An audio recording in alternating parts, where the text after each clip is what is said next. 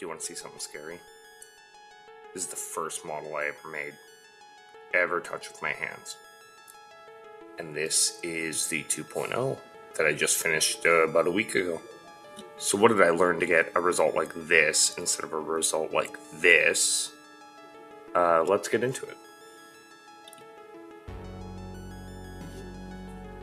So I was definitely a Lego kid, but modeling always seemed kind of prohibitive to me. And honestly, it was kind of a world that's so big that I didn't really even know existed. Most of my adolescence and adulthood I spent playing video games nonstop. Any chance that I had, I'd be doing that. And MMOs and, a little bit of playing music on the side, but very, very rarely.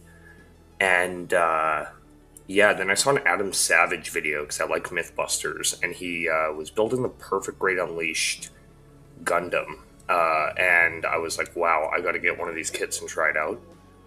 Demi-Trainer is like $15 or so really, really cheap there. And I lived in a town, like I've said in one of my previous videos, with no modeling supplies. So I went to the dollar store, grabbed dollar store paints, and started throwing it on here. I had an idea, and we'll get into that idea, but looking at it, this guy's rough.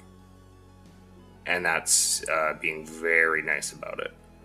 My friend at the time said it looks like my kid got at it. And this is before my kid got at it. And that was when my kid was under a year old, so there's that. I was watching that Millennial Model Mayhem channel, and he likes to glue his Gundams in place to kind of paint them like Warhammers, so I was figuring, hey, okay, I'll glue this into a solitary pose. That way, I don't have to worry about getting in the joints and stuff. And as my kid has played with this over the years, it definitely, he snapped the super glue that was holding this in this position, chewed off a bunch of this paint or flaked off. I didn't prime anything on this at all. I didn't thin my paints at all. And this is the result that you get. So much floss detail on the head. Let me try to get that in focus. Yeah, so there's like a panel line that goes down there that's just mucked up. This, frankly, looks really, really, really bad. This is a bad model. Most of my models that I've done, I'm like, yeah, I like it, even if someone else doesn't. But this one, I had no idea what I was doing. And I'm sure a lot of you have been in this situation, either trying a new technique or painting a model for the first time ever. And it's pretty easy to get discouraged, but honestly, it was something that I wanted to get better at and something that kind of unlocked my mind once I started doing stuff with my hands instead of just playing games all the time. I still play games here and there, but there was about a year there where I wasn't playing any video games and I was just doing modeling. I just didn't have any interest in video games for a while. And then a few good ones have come out lately. So just for reference here, this is my friend's Demi-Trainer, and this is typically what it would look like out of the box. There's a ton of option parts on here, and a backpack, and a bazooka. There's, I believe, paint application on the chest there. But yeah, this is more or less what you're getting when you're getting a Demi-Trainer. And for $15, this is awesome. Like, this was the coolest first kit I could have asked for. Because it's so empty, it's so open for customization. There's pegs to put things in everywhere if you just want to use it like a Bionicle and buy parts and start clicking parts onto it. It's a very, very cool model, and I really dig the look. For some reason, the head and the overall shape of it just really, really vibes with me. It's still one of my favorite grunt suits after seeing almost every Gundam series. And I'm pretty sure with this guy, too, I did end up trying to save him with some Citadel paints once I got that purple Citadel paint you see in the back there. But obviously, if you start with no primer and mucked up paint and, not really knowing what you're doing, that's what's going to happen.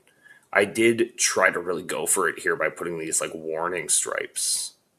I think I just painted, like, a yellow line down and then tried to, like, go across with the black. There are better ways I could have done this now, but I actually didn't try attempting that on the second guy, and that's, one of the things that, I could have gone for, but didn't. So Witch from Mercury is a pretty interesting alternative universe Gundam series in the fact that countries are basically no longer a thing, and corporations make all the political decisions and kind of rule everything.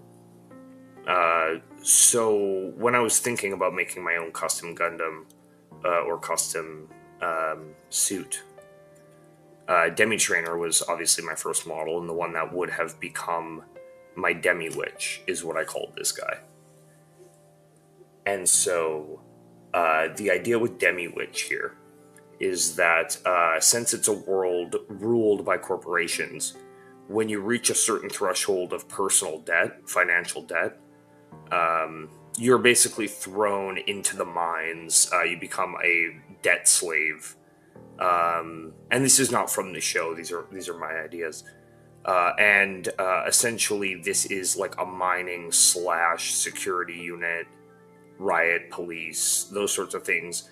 And all of those people are financial slaves, basically locked into these machines for life. I was thinking kind of like Alea Vignana and Iron Blood Orphans, where like you are physically hooked up to the machine through a spinal cord or something like that, and to get out would mean to die. So you have this whole class of people who are essentially slaves to their debt that are stuck in these machines, and this is one. My idea is that this pilot got out. He got out of the mine or got out of the job he was doing and stole the mech, stole the Demi-Witch. So there's a few cool features I wanted to kind of implement to tell the story here. There's a permit system in Witch from Mercury, and that essentially works like RAM or horsepower on a car or whatever, where you can overclock it or go into separate gears. But to go to a higher power means that you're doing damage to yourself physically. So I was seeing that this would be kind of the end result of that. A machine that's the most basic, simple grunt that they basically tried to modify into a Gundam and get that amount of power out of by overclocking the permit inside of it. The, computational space magic that powers all these suits.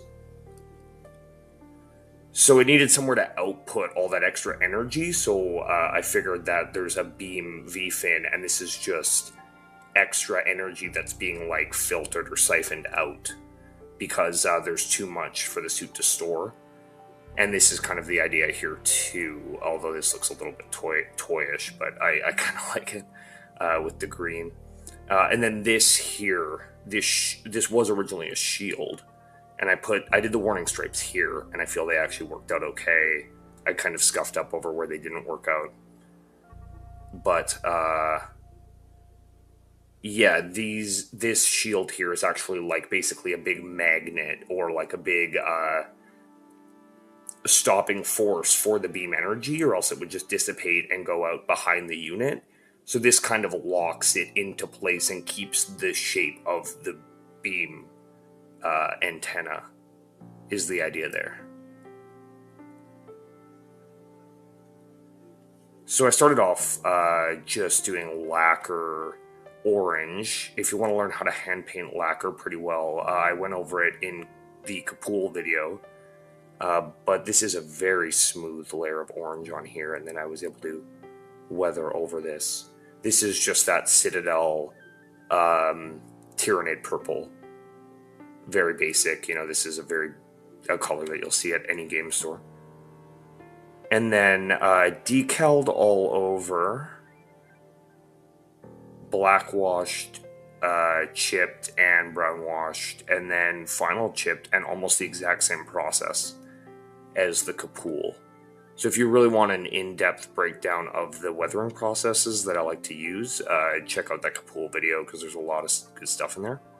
But like you can see, there's a lot of intentionality in where the chipping is, the dirt, the grime. And like I said, this is like just out of the battle, out of escaping from its essentially slavery. It definitely needs to go through a car wash. I actually showed this to my kid, and he said car wash. which was very funny.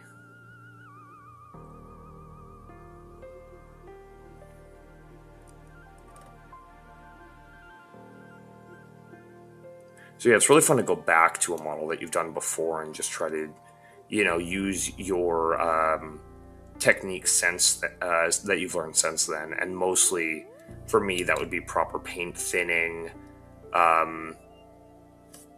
proper cleanup, actual weathering that isn't just a kid or a cat ripping it apart. But yeah, this guy, I've kept him around. He's not for any particular reason, honestly, mostly for this video and this idea of kind of checkpointing from the start to where I am now. This guy has been through a lot in the last few years. This guy was before I had a second kid, before I went through divorce, got full custody of my kids, multiple moves. So, he's been through it. It's been some weird years, but we're coming out the other side. And so, yeah, I'm really under the impression that most models are savable, or honestly not as bad as they seem when you do mess them up. I was talking with a friend the other day, and he was talking about how pretty much any mistake can be spun into weathering or into something positive for the model. And I'm kind of in the middle there where, some things like this are completely unsalvageable unless I strip this whole guy.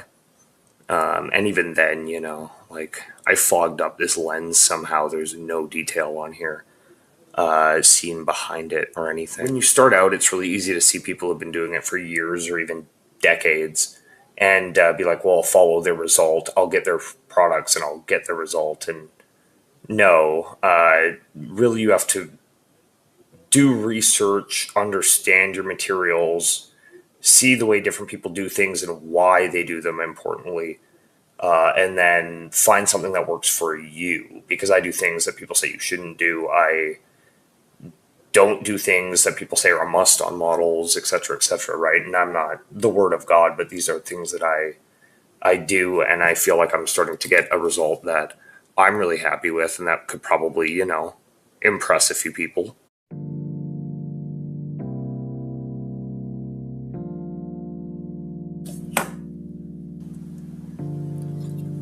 And so I kind of saw this as like the almost the season finale of this first kind of stretch of modeling mistakes as I'm getting my foot in the door on this channel and figuring it out. This really was what it was leading up to, was just kind of showing this guy off, maybe a bit cheekily, but being like, hey, you know what? I can do it, and so can you. It just takes time. It's not going to happen on your first or your fifth model. And I do look at some of my early models and I go, damn, how did I do that so early? And a lot of that, sometimes you just go for something and you maybe shouldn't be doing that until you kind of nail more of the fundamentals. But, you got to have fun, right? That's the truth. And also for the Modeling Mistakes series too, I think things are going to go in a pretty different direction too, because I recently attained an airbrush from my lovely, wonderful girlfriend, my first ever airbrush. And that's going to lead to a lot of mistakes, I'm sure. So this is kind of the hand painting arc, as I feel like I've gotten very confident in what I do and how I do it.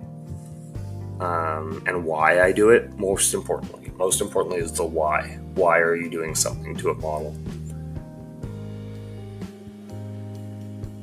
I'd really appreciate if this could start, some discussion, either in the comments or just online in general, or maybe in people's own minds about, the progress that you've made yourself. Because very clearly, if you do this for long enough, you do get better at it, just like anything, just like cooking, just like trades, just like typing. Anything, you get faster and it becomes more natural, it becomes more autopilot.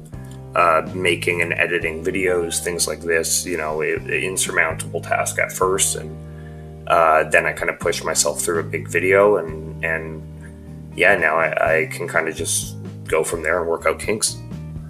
So this one is more practical. This one's just a little bit more emotional and reminiscible. I'll get that in the dictionary.